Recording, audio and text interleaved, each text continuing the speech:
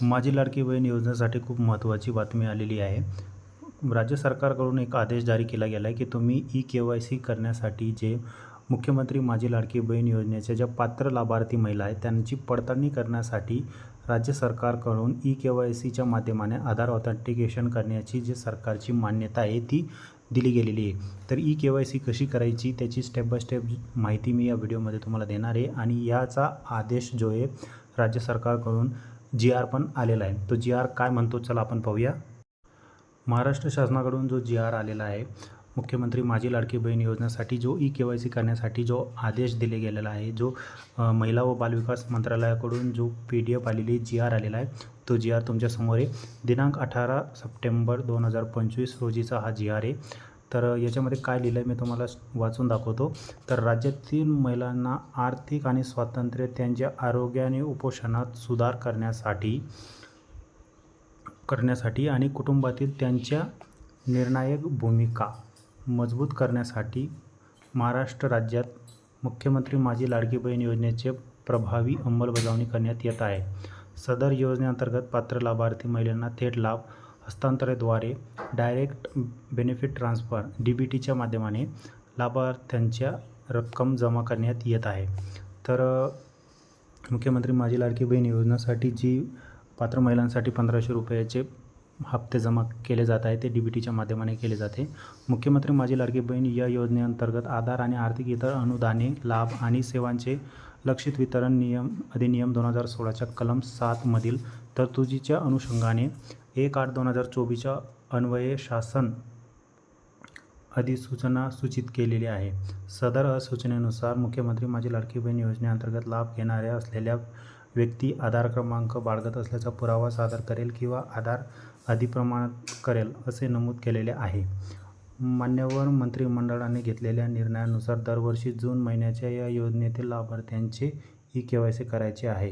महिला व बाल विकास विभागाचे म्हणून UIDने नियुक्त केलेले आहे. त्यामुळे महिला व बालविकास विभागाकडून सदर योजनेअंतर्गत पात्र लाभार्थी महिलांना पडताळणी आणि प्रमाणीकरण करण्याची ई-के-वाय-सीच्या माध्यमातून आधार ऑथेंटिकेशन करण्यात येत आहे. त्या अनुषंगाने मुख्यमंत्री माझी लाडकी बहीण योजनेचे वेब पोर्टल ई-के-वाय-सी सुविधा उपलब्ध करून देण्याचे सदर योजनेअंतर्गत पात्र लाभार्थ्यांची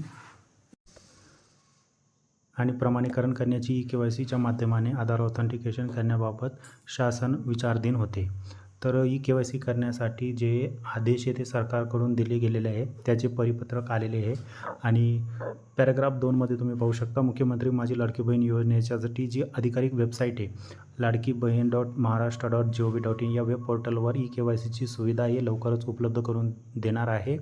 तर वेब पोर्टलच्या लाभार्थ्यांनी प्रत्यक्षात ई-के-वाय-सी बाबत करण्याची कारवाई माहिती फॉलो चॅट परिशिष्ट अ मध्ये देण्यात येणार आहे.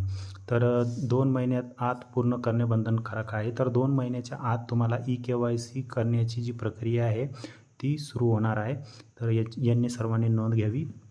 आणि तसे ज्या योजने दरवर्षी जून महिन्यापासूनच 2 महिन्याच्या कालावधीत योजनेच्या लाभार्थ्यांना ई-के-वाय-सी करणे बंद करेल. म्हणजे तुम्हाला जी माझी लाडकी बहीण योजनेची ई-के-वाय-सी ती दरवर्षाला जून महिन्यामध्ये तुम्हाला दरवर्षी ई-के-वाय-सी करावी लागेल. म्हणजे प्रत्येक वर्षाला तुम्हाला ई-के-वाय-सी करणे बंधनकारक होईल. 1 वर्षामध्ये केली तर असं नाही, प्रत्येक वर्षाला तुम्हाला करावीच लागणार. तर आता ई-के-वाय-सी कशी करायची त्याचा पण स्टेप बाय स्टेप पूर्ण माहिती राज्य सरकारकडून दिली गेलेली आहे. मुख्यमंत्री माझी लाडकी बहीण योजना या योजनेअंतर्गत ई-के-वाय-सी बाबत करण्याबाबतच्या कार्यवाहीबाबतच्या फॉलो चार्ट हा दिलेला आहे. तर लाभार्थ्यांनी सर्वात अगोदर ladkibahin.maharashtra.gov.in या वेबसाईटवरती जायचं आहे. ठीक आहे, तुमच्या मोबाईलमध्ये तुम्हाला गुगलमध्ये सर्च करायचं आहे ladkibahin.maharashtra.gov.in. सगळ्यात वरती जी वेबसाईट येईल तिच्यावरती क्लिक करायचं आहे. त्याच्यानंतर मुख्य पृष्ठावरती तुम्हाला ई-बॅनरवरती क्लिक करा. ह्याचा एक ऑप्शन पाहायला मिळेल, त्याच्यावरती तुम्हाला क्लिक करायचं आहे. त्याच्यानंतर ई-के-वाय-सी फॉर्म उघडेल. त्यात तुम्हाला आधार कार्ड क्रमांक, पडताळणी संकेतांक, कोड, कॅप्चा कोड नमूद करावा. तसेच आधार कार्ड प्रमाणीकरणासाठी नमूद दर्शवली सेंड OTP बटनावरती क्लिक करावं लागेल. सगळ्यात अगोदर तुम्ही जसं ई-के-वाय-सी बॅनरवरती क्लिक करणार तुमच्यासमोर एक चार्ट ओपन होईल. त्याच्यामध्ये तुम्हाला आधार कार्ड नंबर टाकायचा आहे आणि तुमच्यासमोर एक प्रकारे असा ऑप्शन येईल या प्रकारे तुमच्या या समोर असा एक ऑप्शन ओपन होईल. इथं तुम्हाला आधार कार्ड नंबर टाकायचा आहे, खाली कॅप्चर टाकायचा आहे आणि खाली तुम्हाला सेंड OTP या बटनावरती क्लिक करायचं आहे. सेंड OTPवरती क्लिक केल्यानंतर तुम्ही eKYC आधीच पूर्ण झाले आहे किंवा नाही हे तपासले जाईल. त्याच्यानंतर eKYC आधीच पूर्ण झाले आहे असा संदेश प्राप्त होईल किंवा नाही आधार क्रमांक लाभार्थ्याच्या मंजूर यादीत आहे की नाही तपासले जाईल. त्याच्यानंतर तुम्ही आधार क्रमांक मुख्यमंत्री माझी लाडकी बहीण योजनेत पात्र यादीत नाही असा संदेश येईल.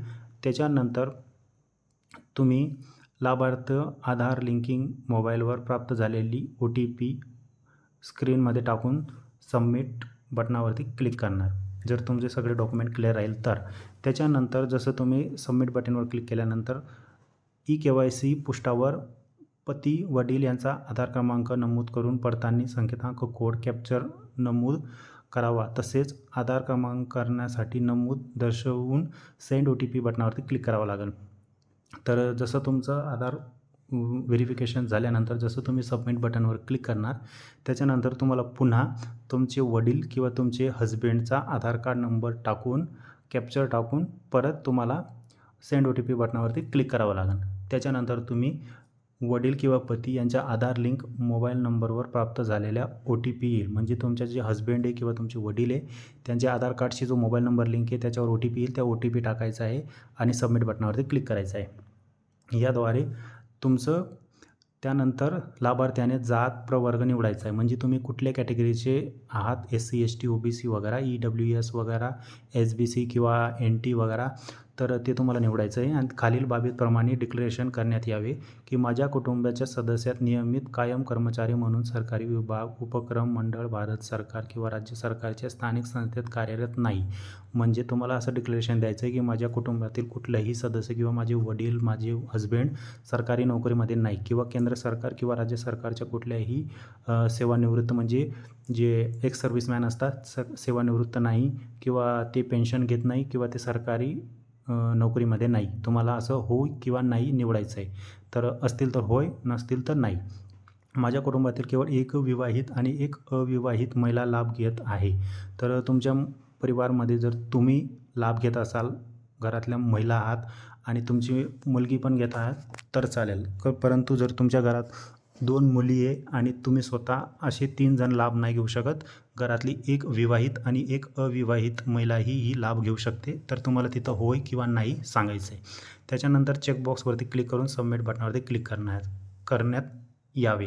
ठीक आहे. त्याच्यानंतर सक्सेस तुमची eKYC पडताळणी यशस्वीरित्या पूर्ण झालेली आहे असा संदेश तुमच्यासमोर पाहायला मिळेल. तर मित्रांनो आजच्या या व्हिडिओमध्ये मुख्यमंत्री माझ्या लाडकी बहीण योजनेसाठी eKYC कशी होणार, कशी करायची तेही या व्हिडिओमध्ये मी तुम्हाला सांगितलं. GR जो आलेला आहे तोही मी तुम्हाला दाखवला आणि तुम्हाला GRची PDF जर पाहिजे असेल तर आमच्या टेलिग्राम ग्रुपवरती आणि व्हॉट्सअप ग्रुपमध्ये तुम्हाला ही PDFचा जो PDF आहे त्याची लिंक मिळून जाईल. तिच्यावर क्लिक करून तुम्ही PDF डाउनलोड करू शकता आणि GR वाचू शकता. तर टेलिग्राम ग्रुपचं पण नाव आपलं सेतू केंद्र आहे आणि व्हॉट्सअप ग्रुपचं नाव पण सेतू केंद्र आहे. तिथं जाऊन तुम्ही PDF डाउनलोड करू शकता. तर मी भेटतो तुम्हाला अशाच नवीन व्हिडिओसोबत. तोपर्यंत धन्यवाद. व्हिडिओ आवडला असेल तर चॅनल सबस्क्राईब करा. मी भेटतो नवीन आणि फ्रेश व्हिडिओसोबत. तोपर्यंत धन्यवाद. जय हिंद, जय महाराष्ट्र.